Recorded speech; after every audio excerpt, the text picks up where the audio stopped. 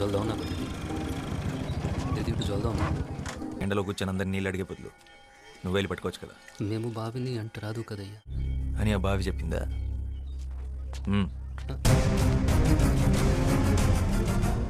ఆడు పంచముడు, ఆడెలా బావిని ముట్టుకుంటాడు. వాడు తక్కువ కులమాడు. అయితే దాహం తక్కువ వేస్తుందా? ఏ నీటి చుక్క మీద ఏ కులం పేరు రాస్తుంది? వాడు అంటరాని వాడు. అంటరాని వాడైతే మరి వాడు నడిచిన నేల మీద నువ్వెందుకు నడుస్తున్నావు? వాడు ఇదే ఊర్లో పుట్టాడు, ఇదే ఊర్లో పెరిగాడు, ఇదే మట్టిలో కలిసిపోతాడు. ఆ మట్టిన పుట్టిన తిండిని నీ పిల్లలు తింటున్నారు. వాడు పీల్చి వదిలేసిన గాలి నువ్వెందుకు పీలుస్తున్నావు? ఆపేచ్చుగా. ఓహో, దిగొచ్చాడు అంబేద్కర్. ఇవన్నీ పుస్తకాల్లో రాసుకో.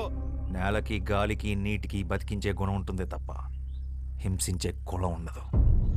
రేయ్, నువ్వు గనక బావిని ముట్టుకున్నావో నీ గుడిసెలు కాల్చి నీ చర్మము ఒలుస్తాం.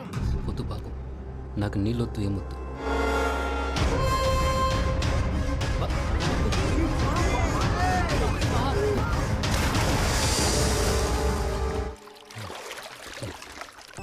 ఇప్పుడు ఈ బావి కూడా అంటరానిదే. దాహం అనుకున్న వాళ్ళు తోడుకు తాగండి, కులం అనుకున్న వాళ్ళు ఎండి చావండి.